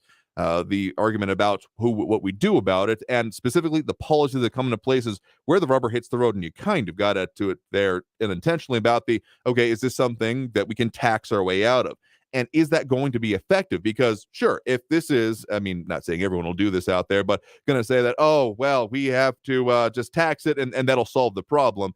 I mean, there's a phrase we use about throwing money at a problem. Again, there have been specific solutions put forth, but if it's just being seen as, oh, well, this is another tax we can enact and then use the money however we want, that's a problem. And that would be the problem that people see, and you're way often putting it there, of also, oh, hey, we got to tax big industry, and it's a way to try to force it, not even just well, they're causing it, but also to say we have to basically eliminate the forced change you're talking about there. And the way, I mean, yeah, if you want to incentivize people, this is not a thing that you have to... This is not a thing where you can't push the rope, is I believe, macroeconomic phrase on it. You can only pull it. So if you're going to try to push people to one thing, you're going to get it. What happens, and you try to push a rope, it bunches up and it doesn't really move along except with a great amount of force. If you want to move all of it along, you have to incentivize it. You have to pull it along and give it a reason, the populace, that is in this case, that is the rope I'm referring to, the ability and the capability to do so. Because as much as there is the recent debate in recent years about the fleet for the United States Postal Service, there is, of course, the ultra long life vehicles that are that very familiar mail truck shape that we've all come to know over decades, if not generations, basically. That is, of course, fossil fuel based. And the question was whether to rebuild, extend that. And it came down to the debate in Congress about, well, no, do we need to transition it to other things? And in that circumstance, it almost may have been possible. Didn't look at the full numbers on it. That was just the debate that was going on. But to expect all of society to be able to make a similar short-term transition right now, the capability does not exist. So that's why I come down to, okay, you're saying this is a problem. What are you going to do about it? Ends up being the much more important question, because anyone saying, yep, we'll tax it and that'll fix it is like, okay, but you're still not answering the question. What are you going to do about it? Because you're just saying that we're going to use this, not you specifically, but someone of that line of reasoning. We're going to tax it and therefore we'll be good to go. You're missing implementation and a whole lot of other things, which is why, among other things, we talk about policy on this program. So that's my thoughts about it, among other things, because, and yeah, the idea of rope pushing and other things like that coming up in the comments. So, all right, appreciate the point in the call for the local implications of it, because among other things, as a locally based show, there's a lot that's going to happen probably nationally on this, but at the very least, if we're looking at, I mean, what has been some of the trends, even of recent years, even if you're not going to be talking about the specific parts of the contributing factors to it, we've been seeing more extreme weather across the country. And whether that's, chalk that up to temporary trends or to longer term ones, not responding to that is because, well, it's not really our fault, it would be the height of foolishness in my mind. So wondering about what we do about it locally is very important. Whether it is, hey, maybe we should stop building in arroyos, those natural pathways for water, because rivers keep going through someone's backyard or through their house kind of situation. I've done a number of different stories over the years I'm recalling of people saying that, oh, hey, the way this was built was dumb and puts water straight through our living room. And those kind of situations, if we're not considering that, what we do about it, situations that, like, say, upstate New York is dealing with right now, again, setting ourselves up for failure at the very least. So, again, from the local aspect of it. So let's go ahead and take that next break right now. Again, if you want to get on the line, again, the line's available now, 915-544-5876, 915-544-KTSM. Back after this break with more Talk El Paso here on News Radio 690 KTSM. Stay tuned.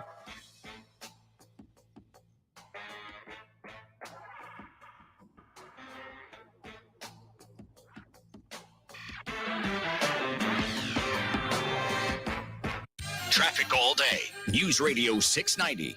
Westbound on Trans Mountain at Dyer, a crash is blocking the left lane. There's an accident in Copia and Montana Avenue. A crash reported northbound Mesa before Donovan Drive at Crossroads, and an accident downtown 4th Avenue at South Mesa Street. Carrie Edwards, El Paso traffic. This report is sponsored by Off. Off Clean Feel, so I can accessorize with studs and not with mosquitoes.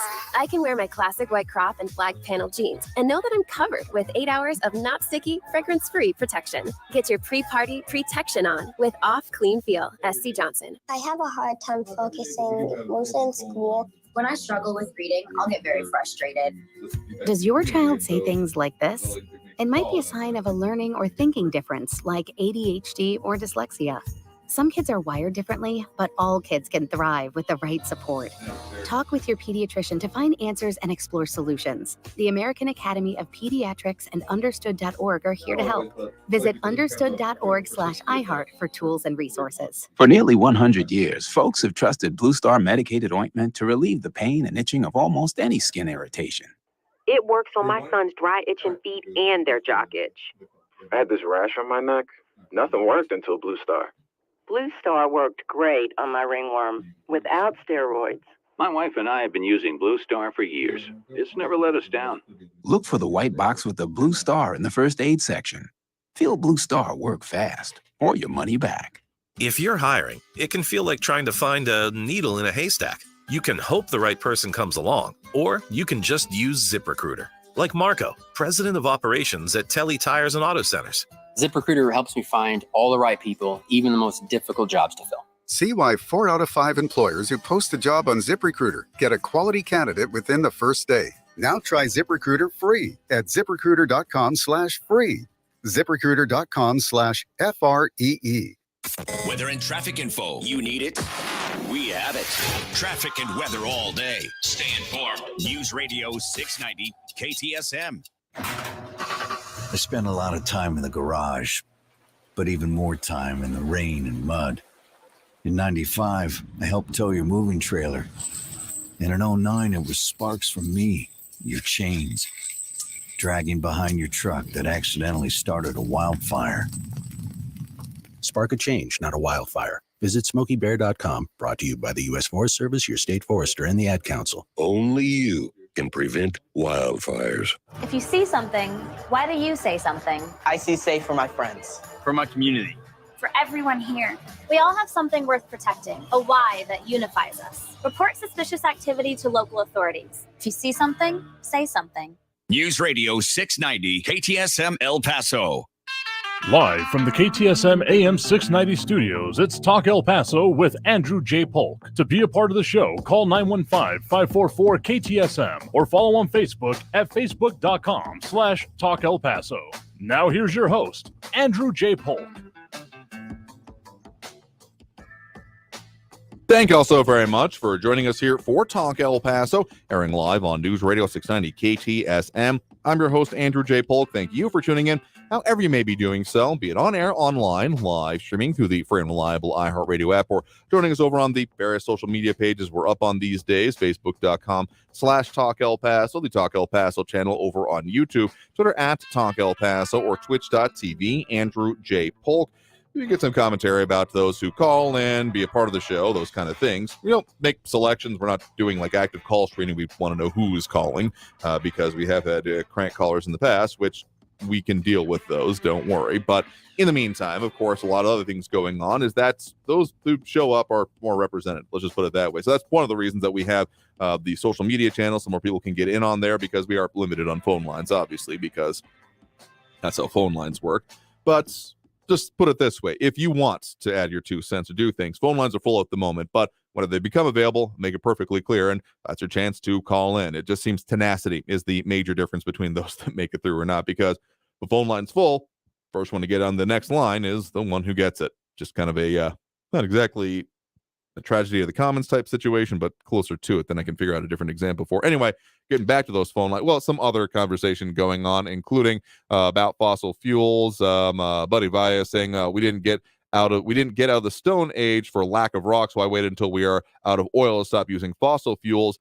I mean, the whole peak oil idea that we're going to run out of it and then we'll switch that's not a sustainable idea in its own right, because if we're relying on a fuel that we're running out of to get us off the use of that fuel, that doesn't make sense. But also, as has been kind of shown by the whole Texas and across the nation oil share fracturing, hydraulic fracking revolution, is that there's always going to be more available. Maybe not always. There is a finite amount, as the earth itself is finite, but that's basically, it's the ease of it, that there's going to be functionally infinite amounts for what it takes to actually explore it. And there are probably going to be new techniques developed. The American oil shale, that is what the hydraulic fracturing exposes, was considered unviable until the technology became around for it. I remember reading in, I want to say it was either like science magazines or maybe science textbooks from like late, God, I didn't mean to say it this way, late last century, which just makes me feel withered as I say it.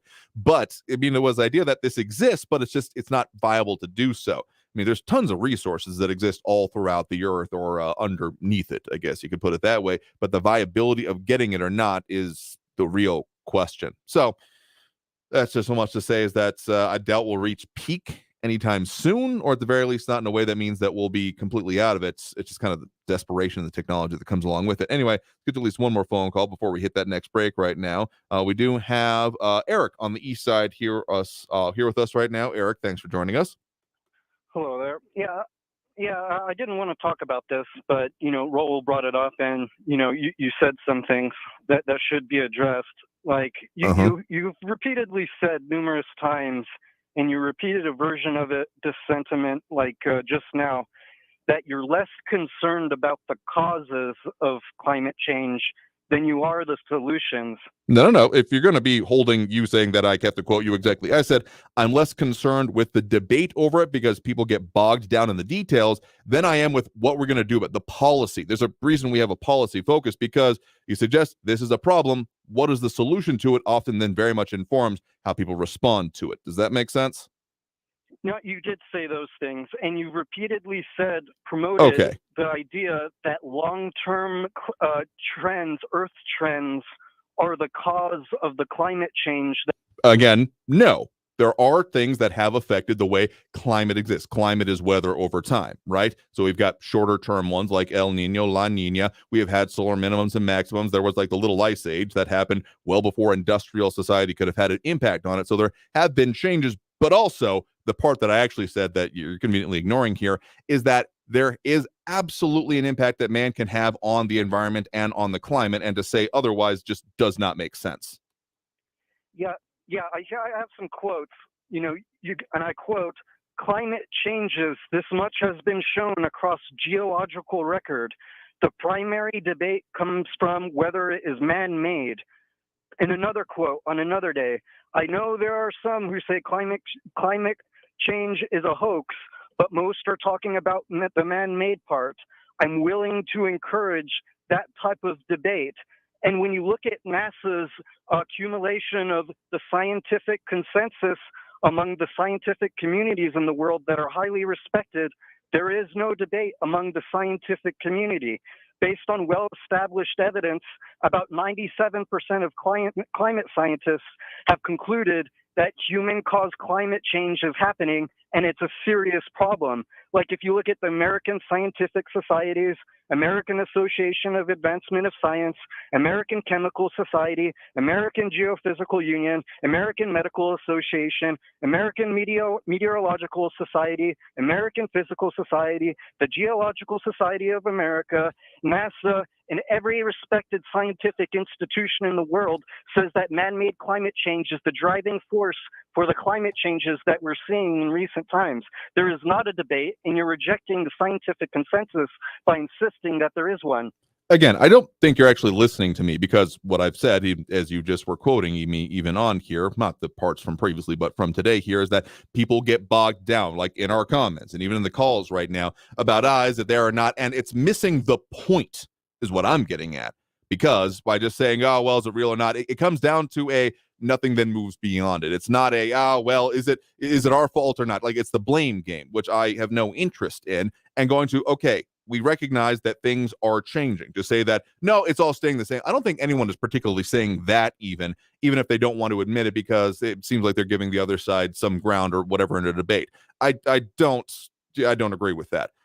So to say, okay, but what are we going to do about it? That's where the devil is in the detail. And I think that's what most people in the personal debate about this, if you want to get real technical with it, and going to keep holding on to this point here where you call me a liar without actually proving anything about it, is that if you're not, that's where I think a lot of people end up going into the idea of, okay, I mean, some of the ideas that have been floated, like, oh, we're going to have to ban meat, or it changed the way people live their lives substantively and non-voluntarily. That's what a lot of people say, well, it's not really our fault, so then why are we doing this? Do you get that? That's the debate I'm talking about. Is that getting through to you at all?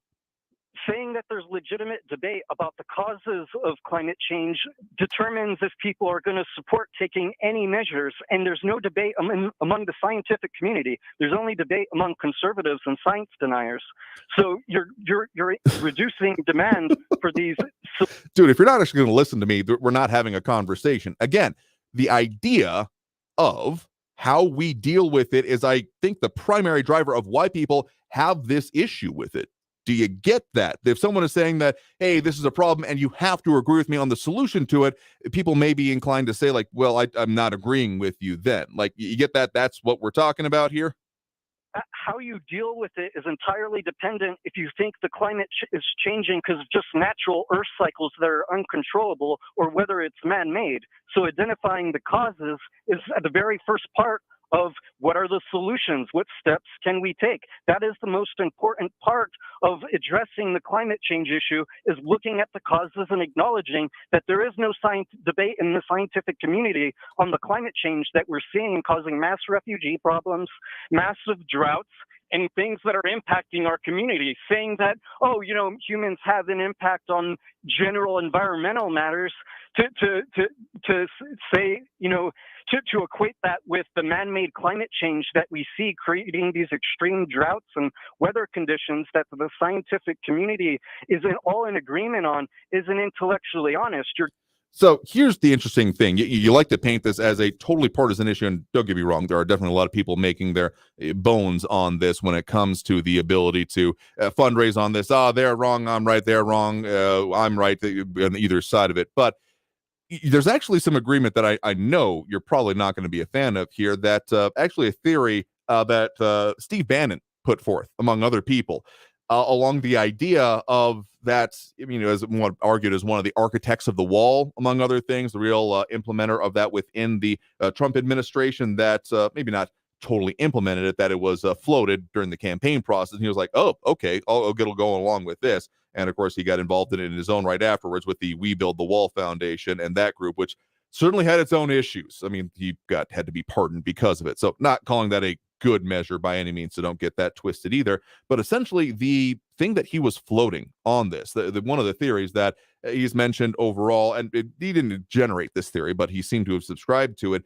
is that, changing climate has been a driver of not even just, instability, floodings of all that, but of literal human situations, as much as the refugee crisis has been talked about in other parts of the world, Europe particularly. I mean, the parts coming across the Mediterranean is the focus right now, but go back to, as was brought up either earlier this week or last week, the whole Arab Spring situation, that the inciting aspect of that, beyond the political instability, people being dissatisfied with despotic governments and all those kind of things, that particularly in Syria, which has been the longest running impact from that, arguably, came because people were being forced out of rural areas and into the more congested and more densely populated cities. So whereas beforehand, people who were unhappy with the Assad regime and the government, the generational one that exists there, were able to, like, oh, well, it's not really my problem, it's all really in the cities. And then having to go into the cities and then dealing with it further led to the instability that saw the collapse effectively of that country, and therefore the refugee crisis that engulfed many other parts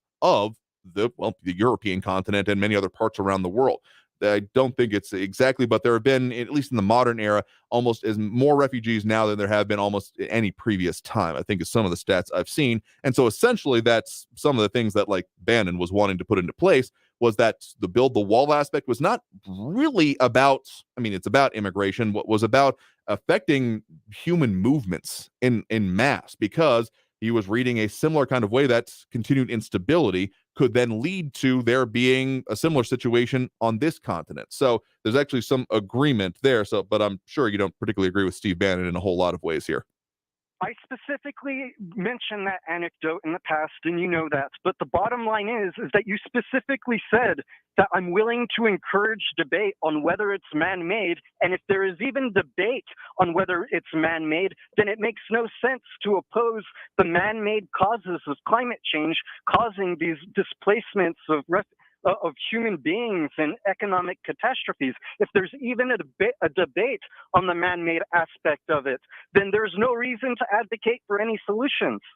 Again, we're a discussion program, and we're generally going to encourage people to express their views here. But otherwise, if you're going to say that, well, then I guess the part that comes down to it here, and that we often struggle, you and me personally with, but also a lot of the audience is, and therefore you have to agree with me. Because, again, reasonable people can look at the same factors going into a situation and come out with different conclusions that maybe we should go about this way versus this way. And there is debate that should happen about that. The debate that I get tired of getting bogged down is, what's it happening? How is it happening? All those things of the interpersonal part of it. Again, to anyone saying that there can be no impact of humans on this planet is laughable at best. And so in that part, and you're going to call me a liar about this because you have in the past, we are in agreement. But to say that, and therefore you have to agree with me, that's the part that you just kind of don't get, and you continually don't get, that because you have identified something doesn't mean, and that you have said, and therefore this is the situation. Someone can agree with you and then come to a different conclusion about what to then do in the next step of that. And if you're holding it as well, no, they can't, because, well, you have to agree with me if you agree that the situation is real. And that's where the debate really seems to come from in my mind, interpersonally. Anyway, so people are saying that, well, I don't have to agree with you, so no, I'm going to deny the whole thing, which is also not productive in my mind. So that's where I come down on it. So if you're going to keep calling me a liar in a various amount of ways, you know, have fun with that. Anyway, we got to take that next break right now. Well overdue for it, as a matter of fact. So we got more calls online. More people have plans and promised to get on here because, well, we had a plan to get a lot more calls here. We get bogged down in some issues. But hey, if you're mildly willing to have a discussion with me, maybe it doesn't apply in this case. Anyway, taking that next break right now. Coming out of this break, we will squeeze on the phone calls we can on the line there. Again, that number, 915-544-5876, 544-KTSM. Back after this break with more Talk El Paso here on News Radio 690 KTSM. Stay tuned.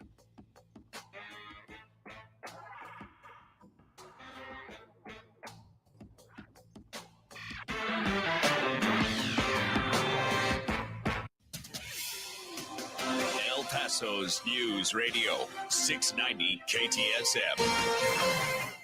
I'm Vania Castillo with your CBS 4 headlines. The federal trial for the Walmart shooter Patrick Crusius has ended, with him being sentenced to 90 consecutive life sentences, but the state trial still needs to take place.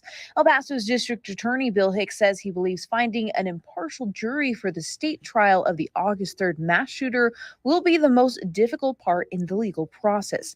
Patrick Crusius will be in state court on multiple counts of murder as well as counts of aggravated assault.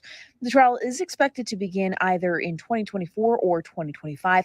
El Paso's DA Bill Hicks says he believes finding an impartial jury will be difficult but not impossible. He says jurors do not have to be completely in the dark regarding the case, but must base their guilt or not guilty verdict on what is shared from the witness stand. For more local headlines, you can check out our website at cbs4local.com. News Radio 690. Traffic all day.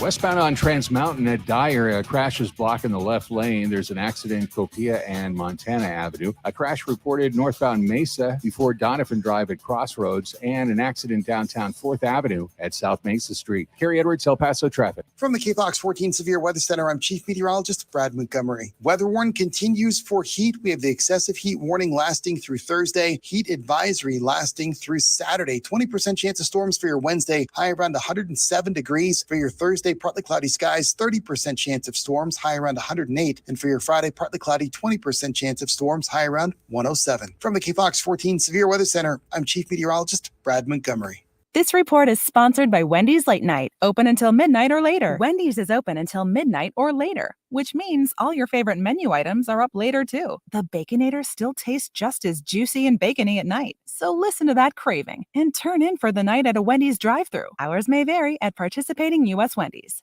Texting privacy policy and terms and conditions posted at textplan.us. Texting enrolls for recurring automated text marketing messages. Message and data rates may apply. Reply stop, opt out. My drinking had become a problem. Too many nights waking up at 3 a.m., sweating, head pounding, self-loathing, and anxiety hitting me hard. Thinking, how did I do this again? What's wrong with me? Why can't I stop? If you're finally ready to stop drinking completely or just want to drink less, naltrexone could help you. Naltrexone is an FDA-approved medication that reduces cravings and pleasure from drinking, making it easier to drink less or quit alcohol altogether, and you can see improvement almost immediately. Whether your challenges with alcohol are mild, moderate, or severe, or health makes it simple to get started with treatment, just text PROBLEM to 323232 to get a secure link to our private online assessment. One of our licensed medical professionals will evaluate your assessment, and if medication is right for you, prescribe it directly online. We'll deliver your prescription right to your front door. No doctor's office visits required. You really can stop drinking or just drink less. Text PROBLEM to 323232 to get started today. Text the word PROBLEM to 323232. Text PROBLEM to 323232. Wendy's BOGO $1 deal is back at participating Wendy's. Buy a Dave's single, spicy chicken sandwich, 10-piece nugs, or medium frosty, and get another for $1. Double your deliciousness. Hurry, this BOGO deal won't last. This report is sponsored by Wendy's BOGO $1 deal. Tweens have mastered the art of tuning out. Jen, there's a spider in the car. We're turning your room into a home gym. See? Nothing. But some messages need to get through, like making sure they're buckled up the whole ride, every time. Do whatever it takes to make your child listen. Jen, I friended your boyfriend. Wait, what? Buckle up, sweetie. Never give up until they buckle up. Learn more at safercar.gov/kidsbuckleup. A message from the National Highway Traffic Safety Administration and the Ad Council. El Paso's News Radio 690 KTSM. Live from the KTSM AM 690 studios, it's Talk El Paso with Andrew J. Polk. To be a part of the show, call 915-544-KTSM or follow on Facebook at facebook.com/Talk El Paso. Now here's your host, Andrew J. Polk. Thank you all so very much for joining us here for Talk El Paso, airing live on News Radio 690 KTSM. I'm your host, Andrew J. Polk. Thank you for tuning in, however you may be doing so, be it on air, online, live, streaming through the free and reliable iHeartRadio app, or joining us over on the various social media pages, Facebook, YouTube, Twitter, and Twitch, either under Talk El Paso or Andrew J. Polk. And a lot of different commentary coming in there, including, on some of these issues here. Just note, as much as I would love to just have a beat down, drag out conversation coming to no resolution for an entirety of a show. I mean, this is not a 2-hour long single point conversation. There's some other shows like that tend to be a little bit more productive because it's not the beat down, drag out part of it. But in any case, I mean, if you're just wanting to beat everyone else into submission, we ain't got that kind of time here. If you want to make a point and actually people discuss it and respond to it, that's another thing. And kind of what the show is more set up for, as it should be self-apparent, but sometimes have to explain things. Anyway, back to those phone lines now. We do have Kevin on the east side here with us right now. Kevin, thanks for joining us. Hello there, Andrew. I'd like to get your idea on this, and maybe some of the listeners too, about the social implications of what you mentioned concerning Sunland Park as just one example. Okay. Sunland Park being revamped to include entertainment, things, and the basic idea of Sunland Park and plenty other malls in the United States, they have to change. Sure. Is the impression I'm getting, because people aren't going to them as much as they used to. Instead, they're doing things online. Another example is the PX here at Fort Bliss. They have loads of merchandise all the time, but very few people in there buying it. And my credit union I go to is being physically restructured so that the regular people tellers, human tellers, are being shown the door in favor of video teller machines. And paying online, even for things like mail, getting stamps, people still use those, and other things, it seems that the human aspect, the human contact with another human being we're losing it. And I think that is having some, I want to get your impression of this. That's having some bad effects on the psychology of a lot of people where there's no human contact anymore to speak of as it was 30, 40, 50 years ago. What do you think? Oh, no, that's undeniable. I mean, the fact is, I mean, what's the phrase that we're more connected than ever and yet more separated than ever? Because, sure, you may be able to communicate with people, send messages. I mean, we're technically going out to thousands of people right now, and yet it's not as much of a direct connection, right? I mean, this is kind of a one-way thing. It's the phone call aspect of it right now, but like no one else outside of you and I right now are able to talk directly with it outside of whoever we'll be able to get to on the phone line here. But I will say that the idea of moving it more towards the entertainment aspect of it, I mean, okay, what we've seen, we got some interviews coming up a little bit later this week on like the restaurant situation in El Paso. And I will say people have seen, to me anyway, there's not real any evidence or data I can point to. I'm sure there'll be like revenue numbers that will come out eventually, but it has seemed anecdotally that people have been almost desperate to get out and do stuff in these last couple of years, particularly given the years before that immediately, where there's just a whole lot of, well, we weren't able to do something and they didn't like that. They want to get out. They want to do stuff. So humans have a craving for the most part. I mean, there's, people who may not be as sociable, but even then there's a certain level that most, I'd say the vast majority of humanity has of wanting human contact. We want to congregate. We want to come together and do things. So the entertainment aspect of it is probably a good thing because as much as it may make social sense, the economic sense, the driver behind existence of places like that has been kind of lacking, a kind of a problem here. So if it moves that way and it therefore becomes a gathering place, I mean, El Paso has long needed a true entertainment district. I mean, we've got plenty of stuff to do around town. Anyone who's ever said there's nothing to do in El Paso can get right out of my face because that's never been the case. There's no boring places, only boring people is the way to put it here. But what I will say is that the idea of there being a true entertainment, like not even just district, but whole corridor would probably be great. And so towards that idea of people needing to come together and not even just as they like to, but as a social necessity and like social cohesion, concepts like that. Yeah, I think it is an important idea towards that end. I hope so, because when I was in the Middle East, I saw when we went into our tent, each soldier went into his little cubicle within that tent. It was pretty big, but it was not the camaraderie that we had in Vietnam, where we come off and sit around and drink beer and tell stories and all this. Is every person into his own little world without the face-to-face contact. I don't like that, and I hope that some of these things that you were talking about are going to come to fruition, where we can have people come together again, because I think human beings need that. I'll absolutely agree. And I think people continue to gravitate towards it. It's if the social necessity, the economic viability of it, that's been the question. So this might be the move in that kind of a direction you're talking about that might help, because people going out and doing things, it spurs more, doesn't it? It spurs people being like, oh, there's more happening out there, and people gravitate towards it. So I'm hoping this will be a snowball start rolling kind of situation, but only time will tell. And of course, we'll keep our eye on it. Okay. Thank you very much, Andrew. Yeah, sure thing. Thanks for the point in the call. You have a good one there. Yeah. All right. I think we have time to squeeze at least one more on the line right now. We do have Marco in Central on the line with us right now. Marco, thanks for joining us. How's it going, brother? Doing all right there. What's on your mind? Well, you got Raul and Eric tag teaming you. It was kind of funny, but you know, they do. I was going to talk about some other things, but the time's just short, and so I'm just want to tell you, brother, what they're doing to you. They are both. They're both getting together, forming their talking points, and then just sucking the energy out of the room.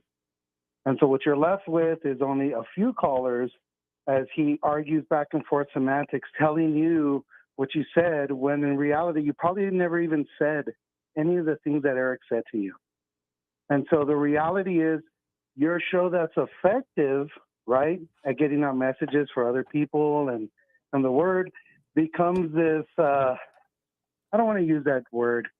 It just becomes this bland show where you have two guys that come in here and one bashes Trump and the other one bashes you, insults you on your show, when we can and then they'll mention the science is settled, and he'll just say words doesn't tell you any of the effects or anything, doesn't tell you any of the science. They're just saying words. And so they engage you in this argument. You're trying to get a conversation out of there, and it becomes a PBS show. Well, whereas before your show was really good, but the fact that you have an hour left to have great discussions with a lot of El Pasoans becomes this battle between Tweedledee and Tweedledum. Like, well, how could you have, like he's saying, you should go have a debate with me and Eric. I'm like, why would I want to get between a dork sandwich? That's like super AIDS. It would never get anywhere. You would never listen to my points because you would just come with pre-assumed points. And so you would just talk and then nobody would get a word in. And then that's what happened to today's show. Like, they got in a good portion of the show, and then everybody else got in some points, and you argued with Eric over nothing. I guess that is the part that is the most frustrating for me, and why the semantical arguments, as much as they are, that, like, if it comes down to that level of debates, it's not debate at that point, plain and simple. But to actually discuss the substantive issues, because there are a lot of serious ones that are at issue here. But I think that the real parts that people come down to on things like this is not even necessarily about is it happening or is it not? I mean, it's pretty apparent. There are things that are happening in the world around us when it comes to climate or other issues, but it's how we respond to it is where I think the real sticking point is. It's not often put that way, but that's often the supposition that's built in that, okay, well, if you agree with me that this is happening, you therefore have to agree on me on what to do about it. And that's the part I'm continuing to be more interested in, and what we'll continue to do as we do with many of these other issues. So I do appreciate the point in the call. You have a good one there. Yeah, no problem, man. Just still love your show. We'll try to get these guys to get their points a little faster to give other people some time to be able to make their point. Fair enough here. Well, again, have a good one there. Do appreciate it. I will say this, that anyone just trying to like a kid in a candy store being told they have to leave, just grabbing everything they can before being dragged out. That's kind of logic that ain't gonna work here, whether it be with candy or with time. So I think we're gonna have to leave it there for today, because we are out of time here for this program. Some of the things we're working on and coming up for you here on this show are some of the other discussions, of course, things affecting us, the community. I mentioned that a couple other things involving restaurants, and of course what's going on with them here. We're talking about that and a whole lot more, but we'll have to leave it there for today. And of course, just a lot more of the things going on and affecting us in the community. So let's leave it there for today. Super out of time. I want to thank everyone that did tune in, call in, comment, participate in the show. Of course, Talk El Paso, brought to you in part by Southern Park, Chrysler, Dodge, Jeep, Ram, Fiat, and Ruli's International Kitchen. We'll do it again tomorrow, as we do every Monday through Friday, 4 to 6 p.m. So until then, until next time, I want you all to stay safe out there, look twice for motorcycles when out on the road, and have a great evening, y'all. We'll see you tomorrow. Traffic all day. News Radio 690. That earlier crash westbound Trans Mountain at Dyer is cleared. All lanes are back open there. Got an accident northbound Joe Battle at Montwood Drive with a medical crew on the scene. Pebble Hills eastbound right after Saul Kleinfeld, there's an injury accident. And watch for a crash on southbound Rich Beam south of Montana Avenue. Carrie Edwards, El Paso traffic. This report is sponsored by Wendy's Late Night, open until midnight or later. Wendy's is open until midnight or later, which means all your favorite menu items are up later too. The Baconator still tastes just as juicy and bacony at night. So listen to that craving and turn in for the night at a Wendy's drive-thru. Hours may vary at participating U.S. Wendy's. In today's Marketers Report, Kate Cronin, Chief Brand Officer of Moderna, weighs in on the speed of audio production. In this day and age, and particularly at Moderna, where we have new information coming out on a regular basis, being able to feed that information to the audio format makes being nimble and pivoting easy, and that's what I really like about it. As the #1 audio company, iHeartMedia gives marketers access to the audiences, influencers, insights, and data you need to grow. If you're a marketer, go to iHeartResults.com. The El Paso Community Foundation supports the causes you feel passionate about here in the Borderland, whether it's education, social services, arts and culture, the environment, health, or economic development. The El Paso Community Foundation has been promoting philanthropy and progress in our hometown region for more than 45 years. Make your mark with us. Start a fund today for good, for El Paso, forever. Learn more at epcf.org. That's epcf.org.